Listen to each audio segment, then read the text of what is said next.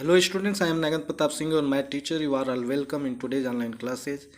Today I am going to solve question number 6 of exercise 4.3 class 9th math. So first of all, read the question. If the work done by a body on application of a constant force is directly proportional to the distance traveled by the body, express this in the form of an equation in two variables and draw the graph of the same by taking the constant force as 5 units. Also, read from the graph the work done when the distance traveled by the body is 2 units and 0 units.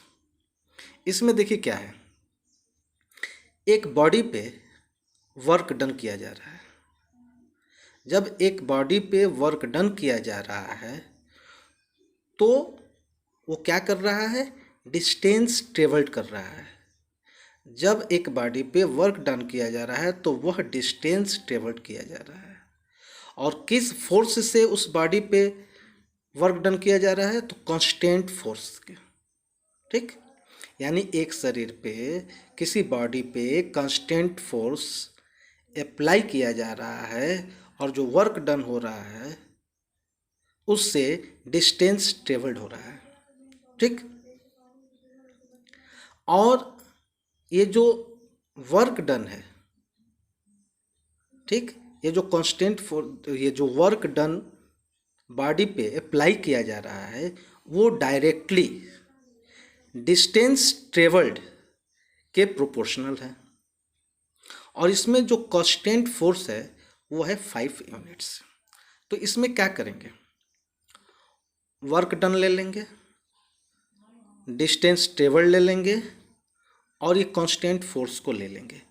इन तीनों से क्या होगा कि हमारा यहाँ equation बनेगा.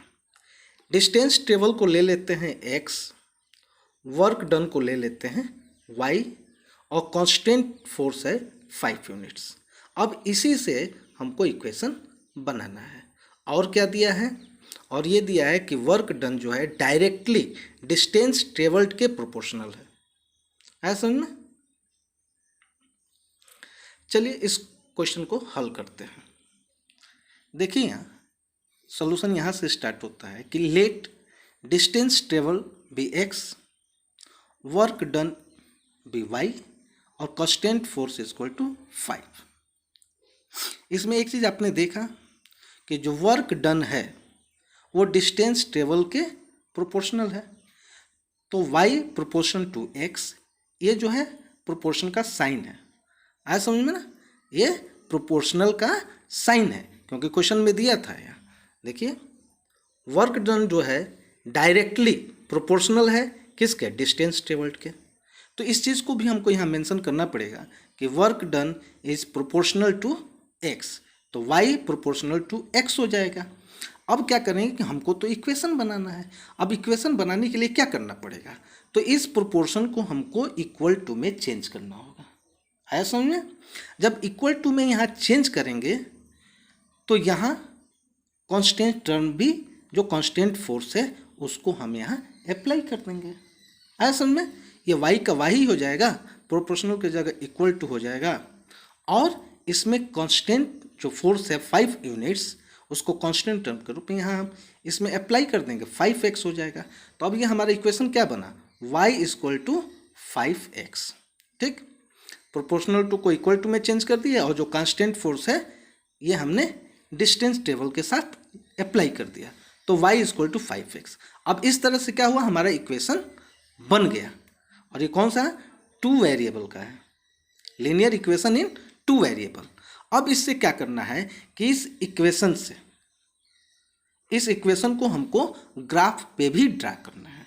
तो graph पे ड्रा करने के लिए क्या करना पड़ेगा, इस इक्वेशन के ये 2 वेरिएबल हैं, इनके हमको 2 सोल्यूशन निकालने होंगे. तो इस तरह से हमको यहाँ टेबल बनाना पड़ेगा. ठीक, हमने टेबल बना दिया है. अब क्या करेंगे कि हम यदि y की वैल्यू इस इक्वेशन में रखते हैं तो x की वैल्यू निकल जाएगी, यदि x की रखते हैं तो y की वैल्यू निकल जाएगी.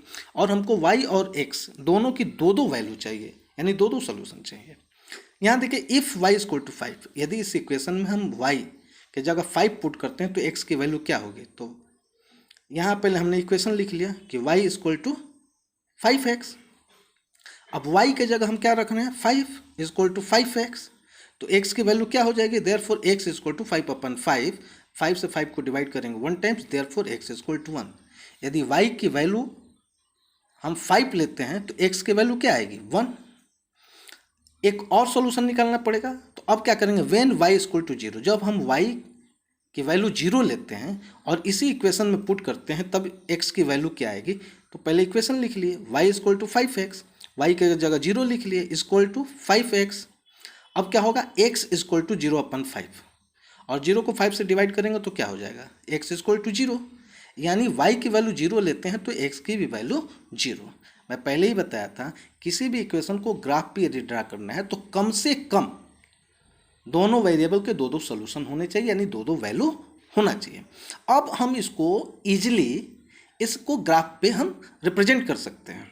देखिए कैसे, हम यहाँ पहले वर्टिकल लाइन, ठीक, वर्टिकल लाइन हो गया, ये हॉरिजॉन्टल लाइन हो गया, ये जहाँ इंटरसेक्ट करते हैं ये ऑरिजिन हो जाता है 0 पॉइंट। अब चूंकि हम इधर भी ले लेंगे, ये पॉजिटिव है, ये पॉजिटिव है, ये निगेटिव है और ये निगेटिव है। चूंकि इसमें जो भी हम वैल्यू लिए हैं वो 0 पॉजिटिव ही लिए हैं, इसलिए हमको इस निगेटिव की तरफ मार्किंग करने की कोई खास ज़रूरत नहीं है। अब इसमें देखिए, हम ये x हो गया, ये x1, ये y और ये y1 एक्सिस हो गया। अब इसमें क्या करेंगे कि एकदम जो भी हम मार्किंग यहाँ करते हैं सबके बीच में डिस्टेंस बराबर होना चाहिए। ऐसा समझे, चाहे आप फर्स्ट क्वाड्रेंट में करें, second quadrant, third quadrant, fourth quadrant का हो, या x एक्सिस का हो, या x1 एक्सिस हो, या y एक्सिस हो, या y1 एक्सिस हो, या पॉजिटिव एक्सिस हो, या नेगेटिव एक्सिस हो, जिधर भी हम करते हैं दो नंबरों के बीच में डिस्टेंस बराबर होता है। अब देखिए हम क्या करेंगे, यहाँ x की वैल्यू क्या है, 1, x एक्सिस पे देखेंगे 1, ठीक।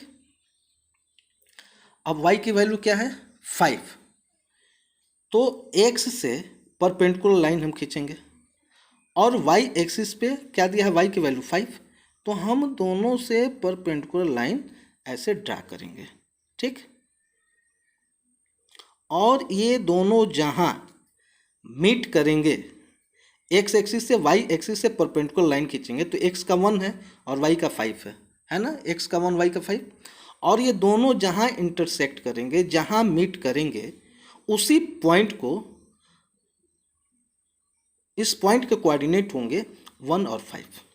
है समझे, इस दोनों जगह से हम परपेंडिकुलर लाइन खींचेंगे और जहां ये मीट करेगा वही पॉइंट इस कोऑर्डिनेट के लिए होगा। तो इस कोऑर्डिनेट को भी यहाँ लिख देते हैं और यहाँ पॉइंट दे देते हैं, ठीक, यहाँ पॉइंट दे के कोऑर्डिनेट। अब दूसरा क्या है, x और y दोनों 0 है, यानी x एक्सिस का 0 यहाँ, y एक्सिस का 0 यहाँ, यानी जो इनका इंटरसेक्टिंग पॉइंट है, जो ऑरिजिन पॉइंट है, वही होगा यदि x और y दोनों की वैल्यू 0 हो। तो अब यहाँ बिंदु दे देंगे, पॉइंट दे देंगे और इसके कोऑर्डिनेट हो जाएंगे 0,0, यानी x की भी वैल्यू 0 और y की भी 0। अब देखिए आप स्केल लेके, कृपया कभी भी आप इसको ग्राफ पे ड्रा करें तो स्केल का ही प्रयोग करें। अब इस पॉइंट से और इस पॉइंट को आप स्केल से रख के लंबा इसको लाइन खींचेंगे, ठीक, इसको मिलाएंगे, इस पॉइंट से होते हुए इस पॉइंट को मिलाते हुए एक लंबा आप लाइन खींचेंगे। है समझ में, लाइन खींचने के बाद आपका ग्राफ तैयार हो गया, ठीक।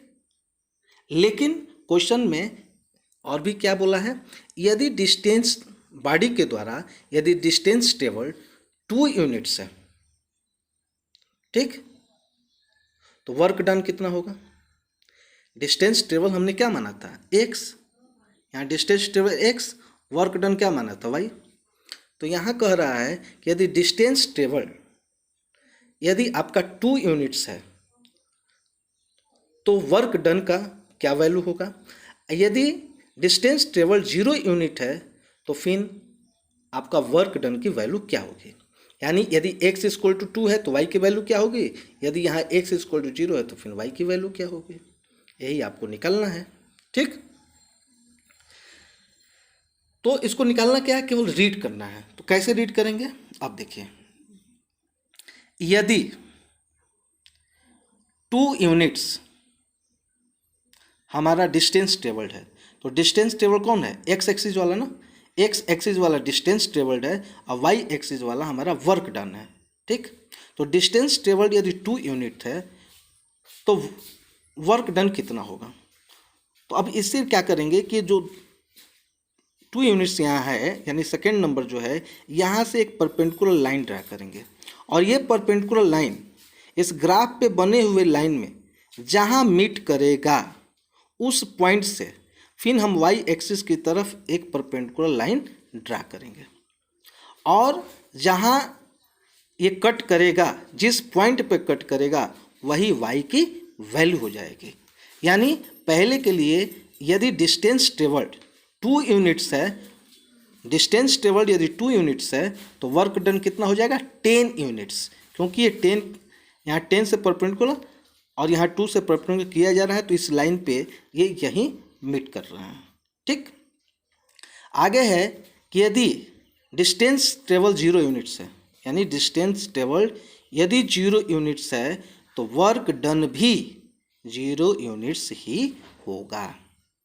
है समझे। तो हम आशा करते हैं कि आप लोगों को ये क्वेश्चन समझ में आया होगा।